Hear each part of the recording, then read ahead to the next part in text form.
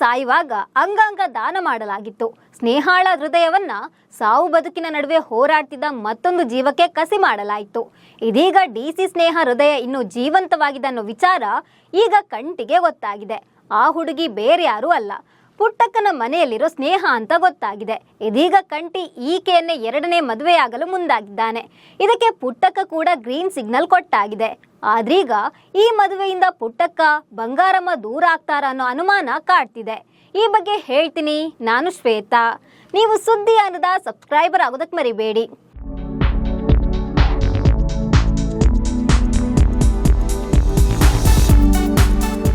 ಪುಟ್ಟಕ್ಕನ ಮಕ್ಕಳು ಸೀರಿಯಲ್ ಈಗ ರೋಚಕ ತಿರುವು ಪಡ್ಕೊಂಡಿದೆ. ಡಿಸಿ ಸ್ನೇಹ ಪಾತ್ರ ಮುಗಿಯೋ ಹೊತ್ತಲ್ಲೇ ಇನ್ನೊಂದು ಪಾತ್ರವನ್ನ ಡೈರೆಕ್ಟರ್ ಸೃಷ್ಟಿ ಮಾಡಿದ್ರು. ಆ ಪಾತ್ರಕ್ಕೂ ಸ್ನೇಹ ಅನ್ನೋ ಹೆಸರಿಡಲಾಗಿತ್ತು.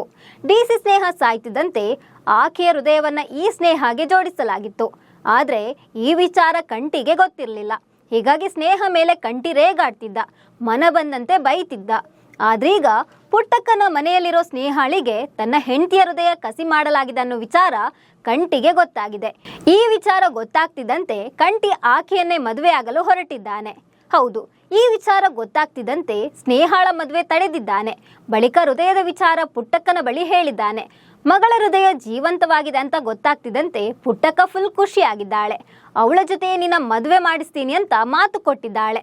ಆದ್ರೆ ಈ ಮದುವೆಗೆ ಬಂಗಾರಮ್ಮನೆ ಅಡ್ಡಿಯಾಗೋ ಸಾಧ್ಯತೆ ಇದೆ. ಯಾಕಂದ್ರೆ ಬಂಗಾರಮ್ಮ ಕಂಟಿಗೆ ಮದುವೆ ಮಾಡಿಸಲು ಬೇರೆ ಹುಡುಗಿ ನೋಡಿದ್ದಾಳೆ.